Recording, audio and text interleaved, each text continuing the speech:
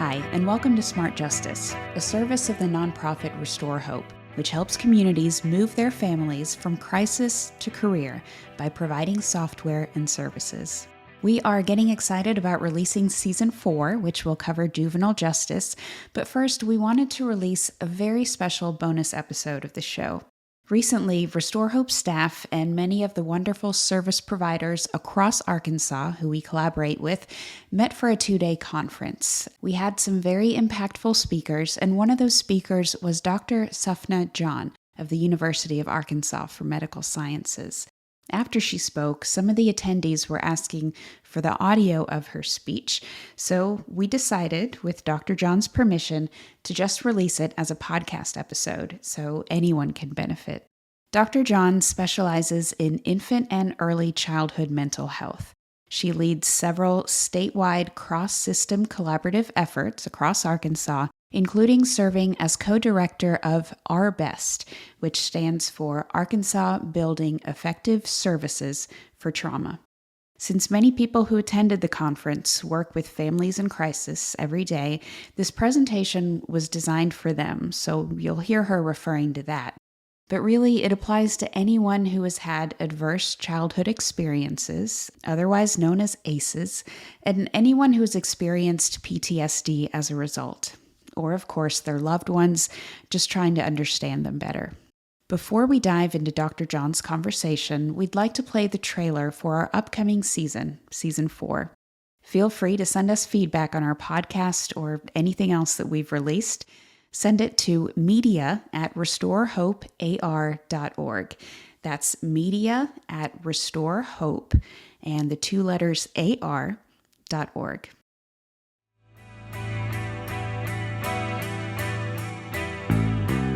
The COVID-19 pandemic brought far-reaching changes to society. One troubling consequence has been the rise in juvenile delinquency and youth crime. And it's just continued to pick up. We've had several juveniles in our court system. With schools closed, community programs disrupted, and families under increased stress, many young people found themselves isolated and without essential support systems, which led them down some dangerous paths. We have gone from what I would consider more petty kind of things within the schools and within our community to a community surrounded by guns and engaging in violence. They've suffered trauma. Their family situation is just not that stable. In this season of Smart Justice, we'll explore how communities across Arkansas are tackling this challenge, spotlighting innovative solutions designed not only to reduce juvenile crime, but also to create pathways to brighter futures. We'll hear from judges.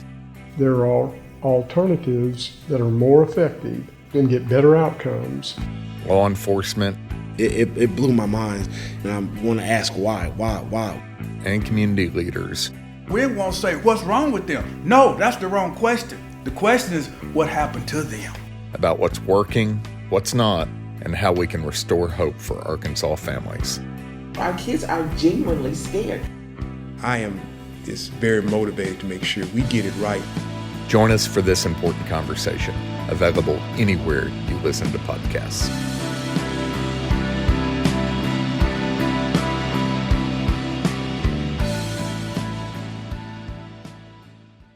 So we hope you enjoyed that trailer and will join us for the upcoming season on juvenile justice. And here's Dr. Sufna John in her presentation, which is meant to, in her words, recharge that genuine compassion battery that tends to get drained sometimes. So sit back and recharge. When you're in positions like ours, I think it's really easy to slide into this idea of, I've heard this story before. I've been in this storm before. It's almost sometimes like you can predict the next things people are gonna say and do because you've seen something like this over and over and over again. Okay, and that's your brain doing its job, by the way. Like, we're supposed to learn from the past. Like, can you imagine if every time I walked up to a door, my brain was like, what is this slab of wood? What am I supposed to do to get to the next room? Like, that wouldn't be practical, right? Like, we have to learn from our prior experiences. But accidentally, what that sometimes does is make us underestimate the individuality of people that we serve. We go, I've seen this storm, and I don't appreciate the boat someone is in navigating that storm. For example, we all went through the storm of COVID. I was fortunate enough where I didn't lose anybody I loved during that period of time. Can I really say I was in the same storm as someone who lost their spouse or their best friend or their child? Of course not, right? And so even when we are in storms, we want to be really mindful of the boats that people have to navigate those storms. And one of the most powerful things that builds our boat is the life experiences that we have. So when we talk about trauma, I want you to realize that these are experiences that are felt as scary, violent, or dangerous that overwhelm our ability to cope. And unfortunately, that these experiences are extremely common. Okay, that's one takeaway I want you to have from this presentation. Trauma is not the exception. What we know is 2/3 of people across the nation will experience a traumatic event by the time they're 16 years old. Okay, so we shouldn't be thinking, this is not most of who I serve. We should probably be defaulting to, this is who we are serving most of the time. Okay, and unfortunately, trauma often begets more trauma. If we think about a kid who has experienced an abusive household, then they get into the child welfare system. Then they have to move around to 3 different homes and lose track of their family and lose sight of their siblings. All of these things cascade in ways that are really hard. And I want you to picture, have you had those moments in your life, where like nothing can go right? And it feels like you're like, universe, really right now, there's gonna be more you're piling upon me? Now, can you imagine in those moments, if you were on a stage where everyone was judging who you are based on the worst moments in your life? That would suck. None of us would want that, right? None of us would want to be under scrutiny when we're barely hanging on. But a lot of times service systems, in an effort to help you, tease apart every single thing that you're doing, make you talk about your story over and over and over again, and then we kind of do things that aren't super helpful for people. And so I want y'all to just remember this idea that we often look, here are the ACEs, by the way, we often look at what's above the surface in this tree, right? We think about experiences that happen to individuals or families specifically. Things like child abuse, depression, community violence, mental illness. But what we don't realize is that not all those trees are equally likely to take root. We cannot pretend we are in a community where everyone is at equal risk for experiencing trauma. To heal, you have to tell the truth. And the truth of it is that many people are experiencing a lot more of these roots. They're experiencing a lot more of poverty and discrimination and lack of upwards mobility and lack of opportunity.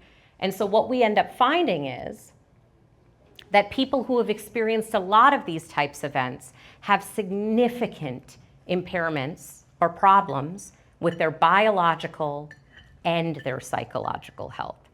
Okay? I work for a hospital, and so sometimes people are like, how do you convince an oncologist or a nephrologist or a pulmonologist to care? And what I often tell them is, your physical health is way impacted by the experiences that you've had. And so what we know is people with 4 or more adverse childhood experiences in their life end up being at higher risk for lung disease, heart disease, COPD, most types of cancer. Do you remember, by the way, what put people at greater risk for worse outcomes from COVID? Lung disease, heart disease, metabolic conditions, diabetes, types of cancer. And so what you see here is like risk begets risk. A lot of times when we think about trauma, we reduce it down to the impact on people's choices. So we say like they did this or they made these choices, which is why they're in the situation that they're in. If you are blessed enough to be born into a body that did not have to experience this type of dysregulation, we should really be thankful for that. Because our bodies will change, okay? I can't help but nerd out on science facts sometimes, sorry guys, but okay. When you are carrying the eggs that become your children, those eggs are present at birth, okay? We don't make more eggs in our lifetime. All the eggs we will ever have are present in birth. That means the eggs that were my children were raised in my mother's womb. The eggs that are you were in your grandmother's womb. And when we think about generational trauma, what were your grandparents going through? And I'm really looking at some of you more. Does that make sense? Because some people, if they trace back to their grandparents, we are in horrific adverse events, things like slavery, right? And so again, as we think about the impact of trauma, we cannot heal if we do not tell the truth. Okay? And so let's look at adverse childhood experiences here in Arkansas. I want you to realize that the national average for experiencing 4 or more childhood experiences that are adverse in your life is 15%, okay? That means any county up here that's not dark gray is higher than the national average here in Arkansas. Anything that's not dark gray, okay? What you should know is, whoa, right? That probably snaps you into attention. For example, Sebastian County, 1 in 3 of the adults walking around in your community have experienced 4 or more ACEs. That's not 1 in 3 of the people who come to mental health. That's 1 in 3 of the people you see in Walmart and who are your neighbors, who go to the same church or synagogue as you. This is the general population that you are in. And then if we look at the caregivers you specifically serve, this is 100 Families data, 15% of the parents you serve were in foster care themselves as children, right? And so when you care a lot about kids, which I believe you do, families is in the name of what you do. I believe you care a lot about kids. My goal for you is to widen that to parents as well, because they are often the kids you feel so much love for. They just grew up, and often with limited access to the types of things you're able to provide for families now. And so trauma really can impact the way that you parent. Okay, becoming a parent is a huge stage in adult development. Of course, you can be an adult without being a parent, clearly, but most of us who are parents will tell you, I went through substantial changes in my life once I became a parent. It represented like a turning point in my life where things started to be different, okay? And what we need to understand is that that naturally would trigger anyone's thoughts about their own childhood, right? Becoming a parent forces you to reconcile your own childhood in some ways. So for those of us who had healthy childhoods, that might be loving things, right? You might think, wow, these are beautiful memories that are getting activated for me when I become a parent. Did that just go out? Yes. Yeah. I thought it did. Hold on. Oh, I'm getting like a battery sign. That's not good. Hold on.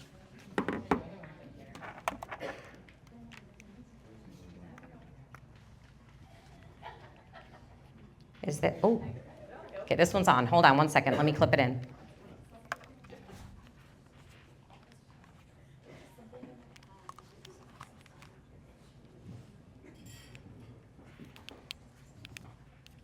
Okay, no. Is that better? Can y'all hear me? A little higher? Okay, is that better?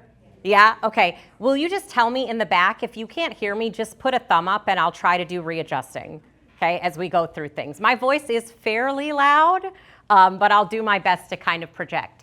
And so what we want to think about is pregnancy, and particularly early childhood, is a time where most people will start reflecting on their own childhood naturally. The problem with that, though, is those of us who had extremely traumatic childhoods, this can be a reemergence of PTSD and depressive symptoms. This can be a time where most people also have a lot of toxic positivity, where they're like, Mama and Daddy, aren't you happy? Oh my God, the amount of times when I was raising my children and people were like, soak in every minute. I don't want to soak in every minute. It sucks. I haven't slept for more than 3 hours in years. So like when you confront my pain with platitude, that shows me you don't understand me at all. And I think sometimes what we do in our efforts to cheerlead people is we show them we don't get it at all. And again, we're doing it because we're trying to make someone feel better. But the therapist in me wants to say, I think the person you're trying to make feel better the most is yourself, because you're uncomfortable with people's pain. And so we try to resolve it very quickly. Okay, and the reason, I hope you see as we're talking, by the way, how many nods are happening around the room. You are not alone in this. This is what all of us go through as we're trying to help people who desperately need our help and our compassion. So parenting does come naturally, but often in the way you were parented. And it is very difficult to give someone something you did not have.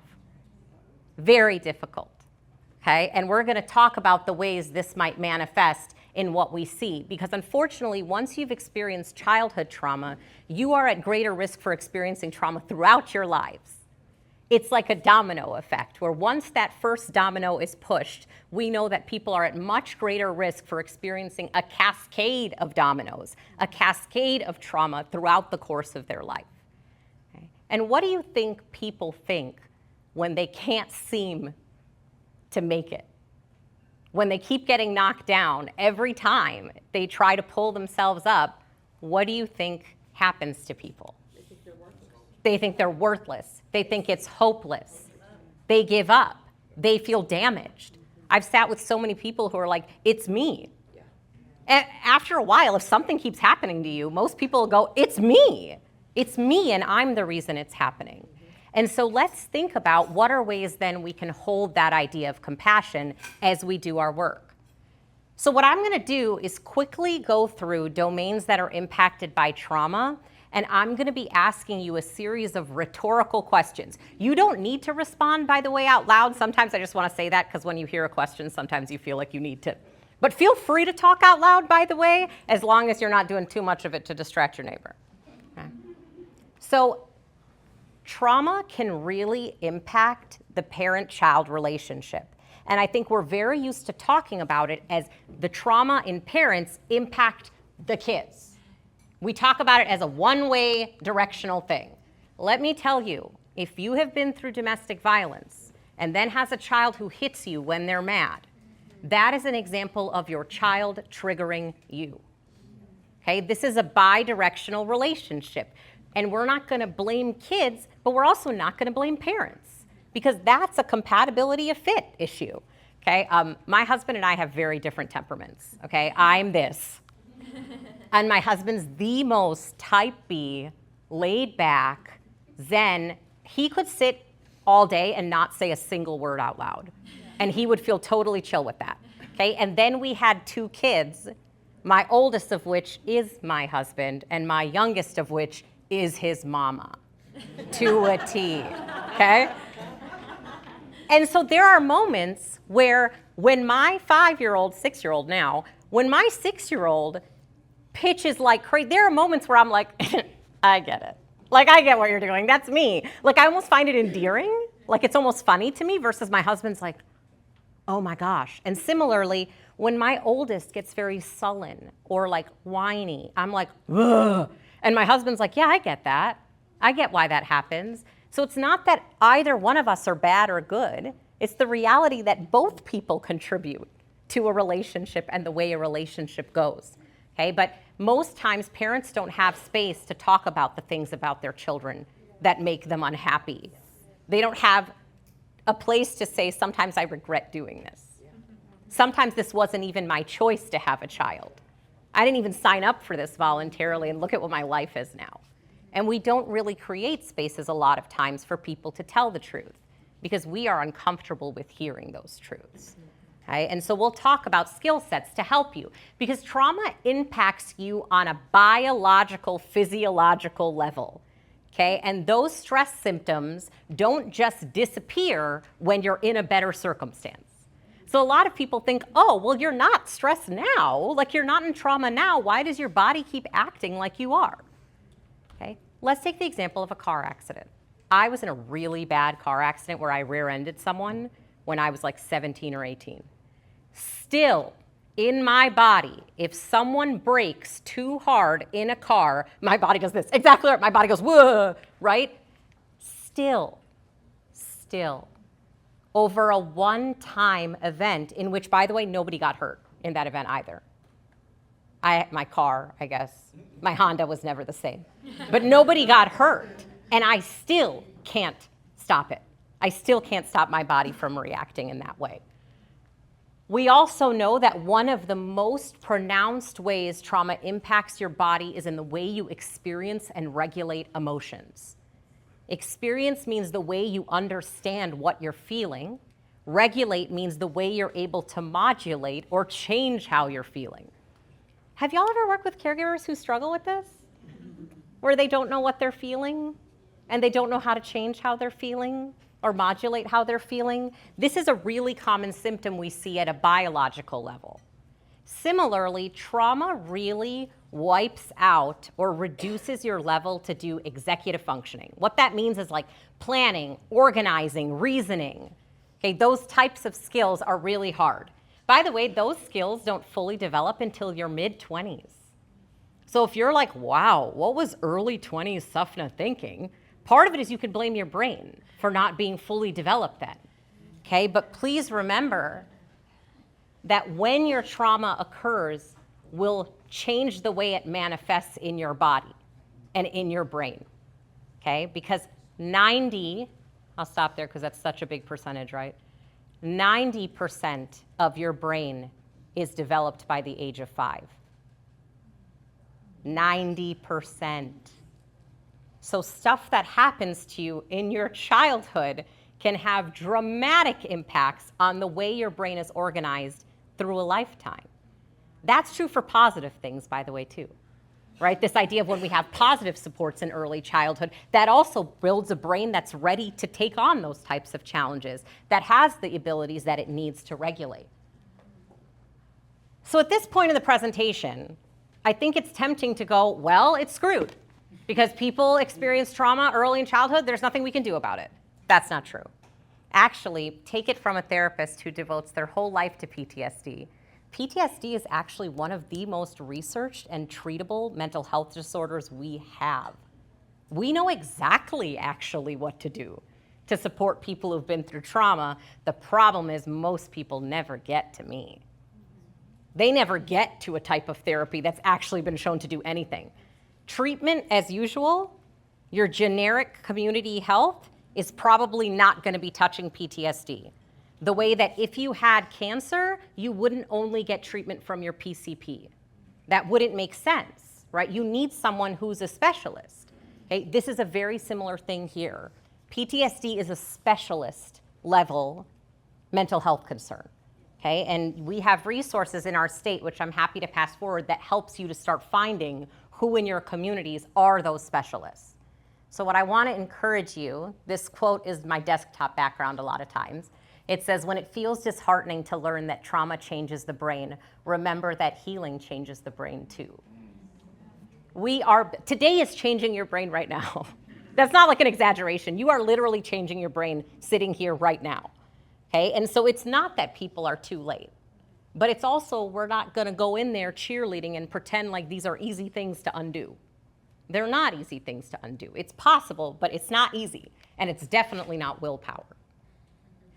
So when we look at biology, we can see that parents have increased issues of pain, increased usage of psychotropic medications, increased inflammatory diseases and autoimmune conditions.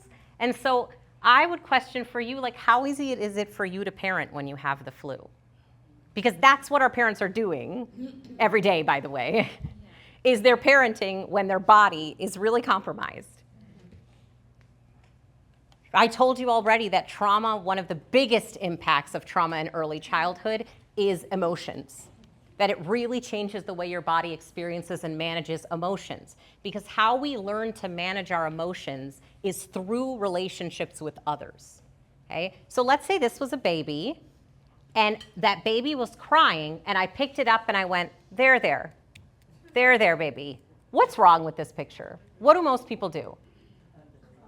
You go right here, right? Do you know statistically, here's my science nerd, do you know statistically most of you will bring your baby to the left side of your body, no matter which handedness you are? Why? Yes, that's where your heartbeat is. You know that babies learn to regulate by regulating through me. I'm the one that helps my children learn to regulate. Now let's rewind into a house where you didn't have a parent that was able to pick you up and hold you and take care of you. Maybe they were high. Maybe they were depressed. Maybe they also had a childhood where no one took care of their nervous system either. And what you end up seeing then is it's really difficult to regulate your emotions later in life. It's not untreatable, but can't we admit that it would be harder to be able to do? And so I wonder for you, how easy is it for you to parent on your moodiest days and the days when your emotions are in least of your control? And unfortunately, emotions drive a lot of the behaviors that we have. How we are feeling is a direct pathway to how we act most of the time. And so what we often see then is people who have more difficulty managing their emotions, guess what, also have more difficulty managing their behaviors. You might see things like high impulsive decision making, high risk taking behaviors, okay? And I would encourage you, all those behaviors that we talk about as hugely problematic in adults, we kind of do them too. Here's an example. When you have a stressful day at work, many of you will go, let's go get a beer. Let's go drink a glass of wine. You're using substances to manage your emotions in that moment. That's normal. That's a lot of us. But why, when parents do that behavior that we're serving, do we talk about it as completely inconceivable to us how you would use substances when you know what a bad impact they have? Okay? And so again, we want to be thinking about how easy is it to parent when your child is having a meltdown and you are running late for work? When your body, right, it's so bad. When your body's like this and you're having to parent still. Because parenting is relentless. It never stops. You can never stop. And when you have difficulty with your emotions and difficulty with your behavior, it changes the way you think. It changes the way you think about the world, and it really changes the way you think about yourself. I will tell you, nothing has made me feel more incompetent in my life than my 6-year-old when he was 3, who'd be like, yeah, no, I'm not gonna do anything you say. Yeah. I was like, I'm a child psychologist who literally teaches people around the country about this, and my 6-year-old's like, nah, I'm not gonna do it, right? Kids can make us feel terrible about ourselves. Which is so funny, right? Because we talk about kids as like they bring us so much joy, blah, blah, blah. They do. I love my kids. They're everything to me. And some days they make me feel so bad about myself, right? And that's normal, right? So we open up conversations for all the different ways that parenting impacts people, not just the ways we want to hear so we can check off on our plans that you're getting better. Finally, this one I think is not one that people talk about often enough. It's called dissociation. What this means is I'm not connected to what's happening in real time now. Okay, how many of you in the course of this talk, you don't have to raise your hand, but feel free to, how many of you have found that you've drifted away for like a minute or two and then you lock back in to what we're talking about? You guys don't think I'm good enough? I'm just kidding.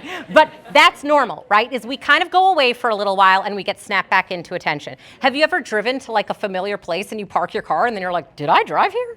Like, I don't remember any of that. I hope I was following the rules. I don't remember. Dissociation is a normal thing that we do, okay? But it's also a survival strategy for trauma. Because can you imagine what it would be like to stay fully connected to your body during a sexual assault? Would you want someone to be fully connected to their body in the middle of a house fire? We don't want that. Our bodies are built to protect us. And they go, this is not a good idea, right? You need to go somewhere else because this is unmanageable without that. But what the problem is then is your body starts getting on high alert and going, oh, I know what this is happening. Let's get out of here. I need to escape you and pull you way too quickly. So then from a house fire, it turns into any time my heart beats really, really fast, my body's like, something's happening. Something's going down, pull her offline, right? We need to protect her, pull her offline. And this happens a lot with parents.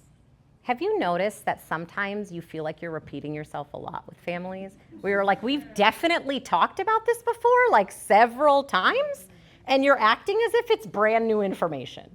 A lot of times it is. Because their body wasn't locked in a moment when you thought they were. Because dissociation I couldn't tell which of you were going off into your own land and coming back here. I can't tell that from looking at you, right? And so part of it is us thinking about how do we normalize that for parents and then say something like, so I'm gonna check in with you every once in a while to make sure your brain hasn't done that thing where it just like pulls you away, right? So every once in a while I'll go like, hey, you still with me? Like, what did we just talk about? And I'm doing that not because I think you're stupid, not because I think you're dumb. I'm doing that because I understand how brains work when they've been through trauma, and I'm not gonna forget that knowledge when I'm interacting with you. Because I have a lot of I train professionals as most of my job, okay? It's the best. And I train a lot of professionals who can sit in a conference room like this, nod their head, and understand everything I'm saying. And then the minute they're in front of a parent, all that goes out the window, and they just treat the parent as if they didn't know all this information. It is great that you're learning new things, but they won't help people if you don't do something differently. Okay, it's not enough just to build your knowledge. We have to use that knowledge to change our behaviors, or else we're gonna keep doing the same things that we have been doing for a long period of time. And so that might lead you, hopefully, to this idea of like, okay, Sufna, I'm bought in. I get the idea that trauma impacts people in a variety of ways, that it's understandable, the problems that I'm having in engaging families in services, in helping them to meet their milestones. I'm at a place now where I need to know what can I do about that. Okay. If I'd have a tagline for my entire career, this would be it. I don't know if you guys noticed that I've been dragging this soapbox behind me this entire day. It's very exhausting, right? But this would be my whole life, if I could sum it up, is that fostering resilience in children means investing in the adults who support them. Okay? When you look at this graphic, adults literally carve out pieces of themselves to build their children. My kids still have cells from me in their bodies now, and I still have cells from them in my body too. This is happening for all caregivers and children. Okay? Because the best predictor, this is the good news, okay? The best predictor of how someone does after trauma is not the type of trauma or the severity it was. It's not the age that you were. It's not your personality. It's not your intellect. It's not your race. It's not your religion. Because those are all things most of the time we can't control. Okay? The single best predictor of if you do well after trauma is there presence of at least one significant and consistent adult who can buffer the impacts of this on you. That could be your caregiver. It could be a coach. It could be a pastor. It could be a neighbor. It could be an aunt. Okay? When you think about your own life, you have people like this, hopefully. People that you can trace back to in adulthood that really made a difference for you when you were a kid. And those aren't always permanent relationships, by the way. So I told you that I train a lot and that this is my personality all the time. So if you're wondering, like, what's Sufna like as a friend? This. What's Sufna like as a therapist? This, right? This is just who I am, right? This is how I operate. And so it probably doesn't surprise you then that I'm someone who talked a lot growing up in school all the time. And I got in trouble for it all the time. All the time. Daily trouble for talking too much. And then my third grade teacher, Mrs. Frank, I have no idea where she is now, by the way. I don't even know if she's alive anymore.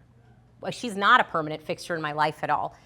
She was the first person that was like, hey, Sufna. She's like, this is something really special about you. And she's like, I bet you're gonna use this voice for like really good things. And that was the first time I had any adult who was like, this isn't something we dislike about you. This is a part of you that you're going to use.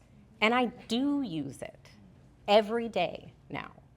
And so I want to help you realize you can be this adult for people, even if you come into their life for very short periods of time. Right? So we're going to be shifting that lens. I bet you've heard this before, of what's wrong with you to what happened to you. And I would add, and what continues to happen to you, right? That we want to shift that lens, but it's not sufficient enough to go, yeah, we know this person's been through a lot of trauma, and then completely throw it out the window when we get frustrated with them. I often ask therapists that I'm training, so knowing dad's history, how does that change the way you act towards him? And if you can't tell me pretty quickly how you're making accommodations for that, that might suggest you aren't. That you aren't really holding it present in your mind when you're doing that interacting. That's kind of that information that sits in the back of your mind, and you can do it when someone reminds you, but maybe you're not doing it as proactively. So that may be one piece of homework for you when you leave today, is to think about what's one thing I want to do more intentionally with families I serve, knowing that most of them have a trauma history like this. Okay? And we need you to do this as authentically as possible. Spoiler alert, people can tell when you're faking compassion. They know when you actually don't feel that way. When you grow up with trauma, you become an expert observer of other people, okay? Because you had to be, right? You had to be able to tell, is dad sober or drunk in this moment? You had to be able to tell, is mom having a bad day or a good day or a medium day, right? Because that was what made you safe or not safe. But what that means now is they're watching you. They're watching the way you talk to them. They're watching what your face is doing. They are paying attention. And by the way, they're also paying attention to how you treat each other. And we're going to talk about that soon. Because the most compatible stance with the trauma-informed stance is one of benevolence. What this basically means is I assume most people are doing their best with what they have and what their environment allows them to do. Because it's not just about what we know, right? It's also about what our environment allows. I can know that having a stable house is good for my kids. If I can't afford one, my environment's not letting me use that knowledge, right? But a lot of times I think we assume that it's just that people don't know. They know a lot of times, they just can't do it within the environmental constraints that they're in. And so this might sound really floofy to some people, this idea of like, I just assume the best intentions of other people most of the time, but I encourage you, this is mostly a gift you are giving yourself. You will be so much more of a regulated, authentic, optimistic. This will keep you in this job for a lifetime if you are able to genuinely recharge that benevolence for other people, okay? And so you want to think to yourself, what makes granting that benevolence to people difficult? Because that'll be different for each of you. For some people, it's when a parent explicitly does not do what I told them to do, that's going to make it hard for me to have benevolence for them. Or if a parent doesn't think about the impact of their interactions on me, my staff, or their spouse, or their partner, that's going to be the thing that makes it hard. The first idea of correcting your biases is to know where they exist in the first place. And that's different for everyone, right? So this is another piece of homework, to examine in yourself, what are the things that people do that drive me the most crazy, that make me drop benevolence the easiest? Because if I know that, I can course correct for that. One of my favorite supervisors of all time told me something that I think about daily, that you are not responsible for your first thought, but you are responsible for your second thought and your first action. That all of us will have these gut feelings. You can't take this out of your brain, okay? Trust me, as someone who does a lot of anti-bias work, you can't pull this out of your brain. This is built into the way your brain works, shortcuts, okay? But I am telling you, even though you have breathed the smog in of bias, right? You can't control to breathe in smog. We're all in it. You can't control that. It is your responsibility to expel your lungs, though. It is your responsibility to challenge those thoughts that you have and change the way you're acting. So hear me when I say you're not a bad person if you have these reactions. Frankly, they're probably a sign you really care about what you're doing, that you have these reactions. And we don't have the luxury of just operating on our first reactions because people are relying on us for really important things. So we need to take the time to think about the reactions we have and the impact that has on other people, because we want to avoid making assumptions. I've spent today telling you all the ways that trauma can impact people, okay? What I didn't tell you is only 1/3 of people who go through trauma develop PTSD. 2/3 of people don't. Even within PTSD, You can look totally different. Some people with PTSD have heightened alert systems, which means they get scared all the time. Some people have dampened alert symptoms, which means that when something's scary, they don't perceive it as scary. It is a wide variety of ways that trauma can impact someone. And we don't want to assume that knowing someone's history means knowing really anything about them, because you don't know how that impacted them. Sometimes I've had judges or lawyers or other people tell me, what is this person's trauma history? And on the stand, I go, I'm not gonna talk about that. Because the actual events are not nearly as important as the way this impacted someone. So I don't need to graphically go into detail with you about what this person's history is for us to appreciate the way that history is impacting their life. And that's the thing to focus on here, okay? We want to support protective factors because what that does is show someone you are so much more than the bad things that have happened to you. You might be a mom who loses her temper on her kids a lot. And you might also be a mom who nails chocolate chip cookies every time. That's true. You're all of those things, right? Remember I started this presentation with telling you I'm all of those things. I am all of who I am. And if we only focus on deficits, which by the way, our insurance systems and our healthcare really try to get us to do, if we only focus on the weaknesses, we kind of accidentally tell the story that you are only what has happened to you. And that's not fair to anybody. Okay.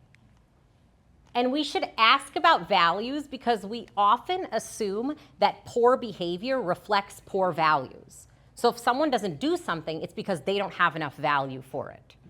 Okay? Let me tell you. If someone came up to me and said, Sufna, I will give you $1 million if you can solve this one calculus problem. Let me tell you, $1 million is 10 out of 10 motivating for me. Okay, I really want it. So if any of you have that lying around, I want it. Just know that this is highly motivating for me. I cannot do that. I do not have it in me. I purposely took a job where math is not a thing in my world, right? I can't do it. It's not that I don't have value for it. It's not that I wasn't motivated appropriately enough. I just can't do it. But we assume when people don't do what we tell them, it's because they don't care. But a lot of human behavior isn't dictated by our values. A lot of it is either automatic that comes out of our bodies day to day, or it's reflective of lagging skills that we have, things that we don't know how to do yet, right? And so I want you to start thinking about, why has someone acted in a way I don't like? So maybe that first thought is, ew, I don't like that at all. And that second thought is, I wonder why.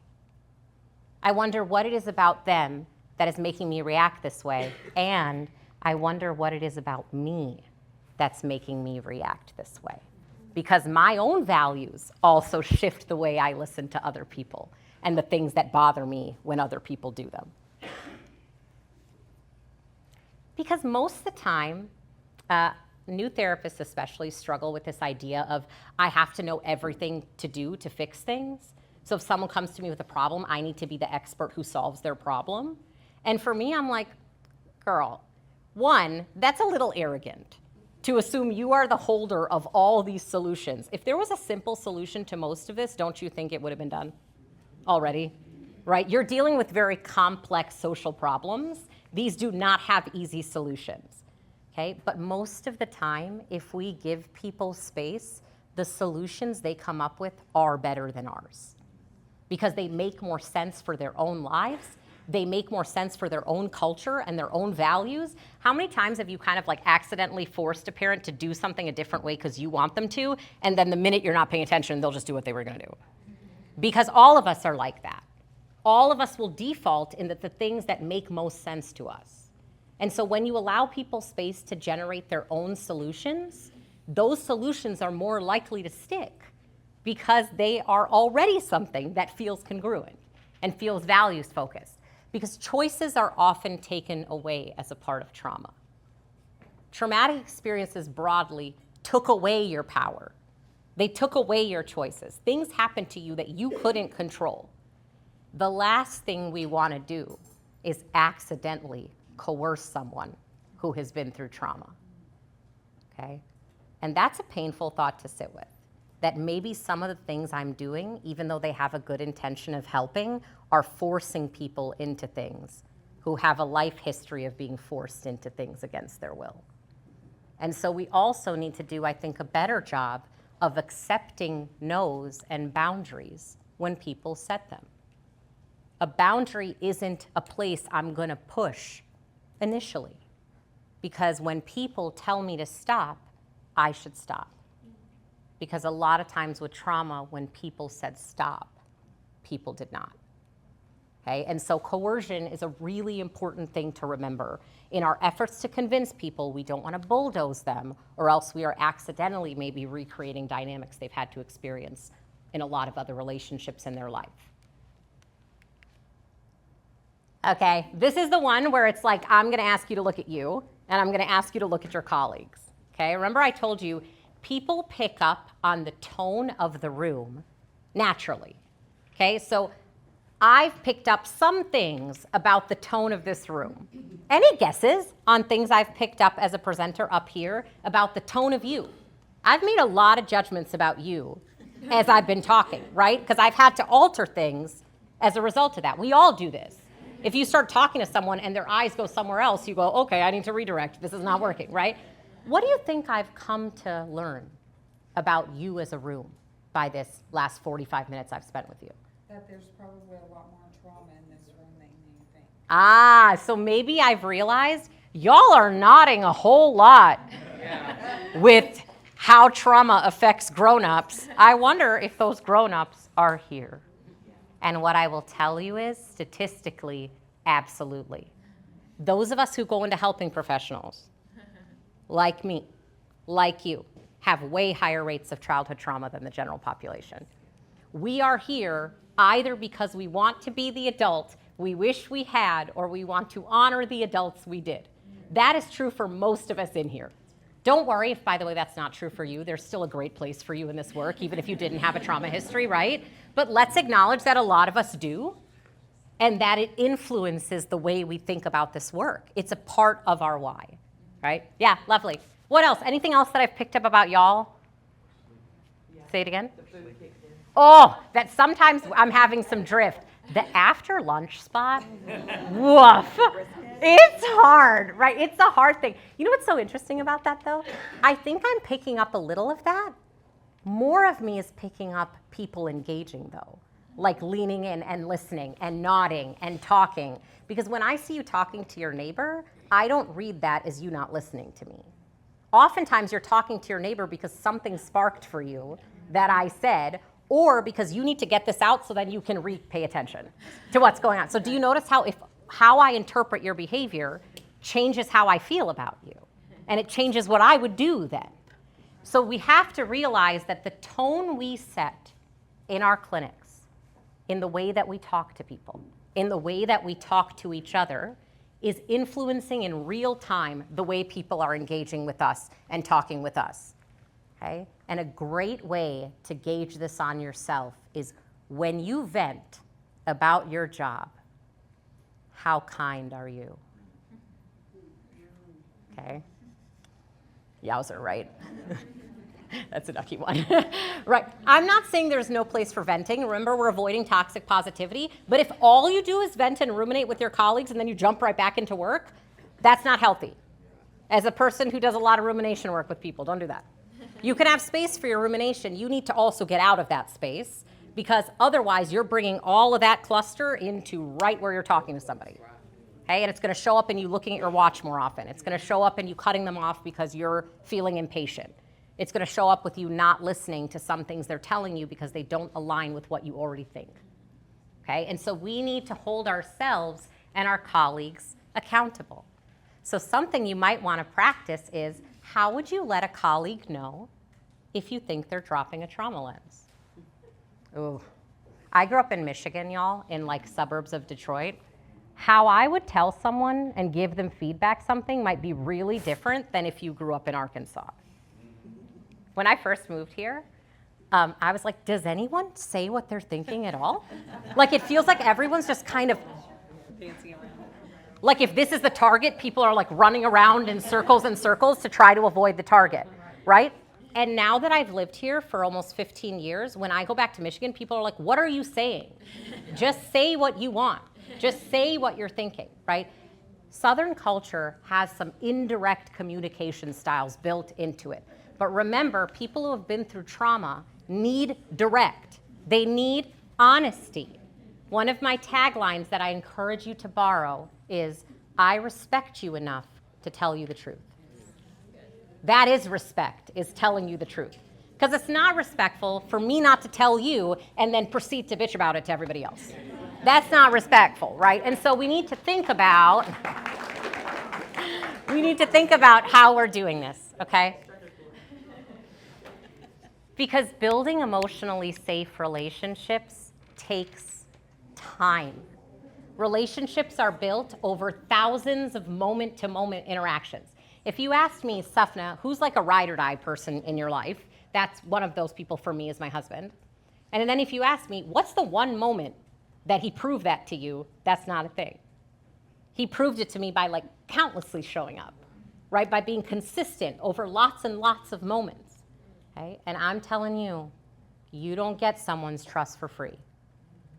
Just because you know you're here to help doesn't mean you've earned any sort of trust from the person in front of you. Because weren't they hurt by people who said they were there to help? Yes. They were hurt by that.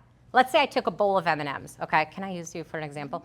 I took a bowl of M&Ms and I went, here, what's your name? Marley. Marley. I said, Marley, take a hand, wait, did you? Marla. Marla, thank you. I was like, I noticed. I took in context clues to notice. Okay, and so I handed you this bowl of M&Ms and I said, here, take a handful of M&Ms.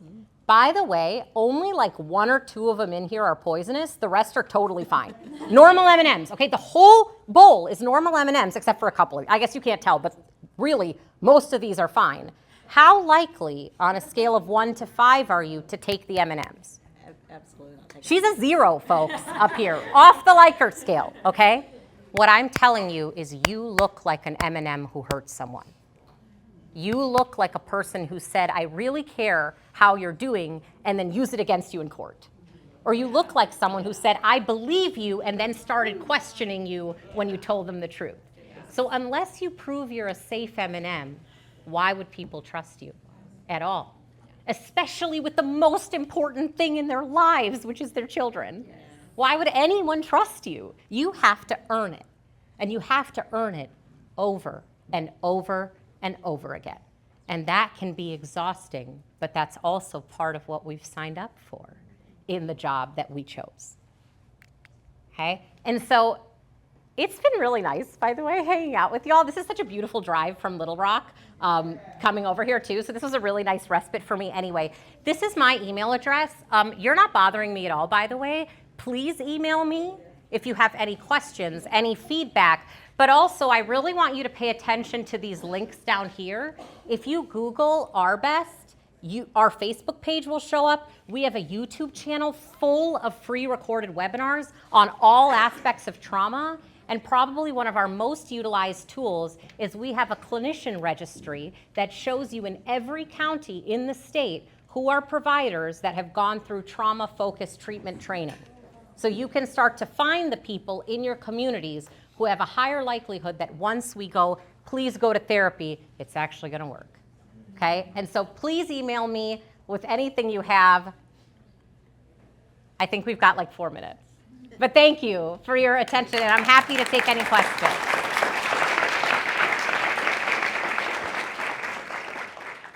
Thanks for listening to this episode of Smart Justice with Dr. Sufna John of the University of Arkansas for Medical Sciences.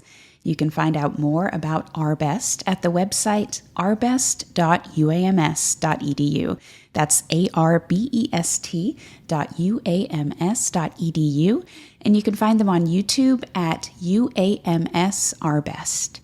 Please follow the Smart Justice podcast so you can be notified when we drop episodes. Leave us a rating or review, and please visit smartjustice.org. Smart Justice is a nonprofit publication and podcast that covers the pursuit of better outcomes on justice system-related issues, such as child welfare, incarceration, and juvenile justice. Our coverage is solutions-oriented, focusing on the innovative ways in which communities are solving issues and the lessons that are being learned as a result of successes and challenges. Until next time.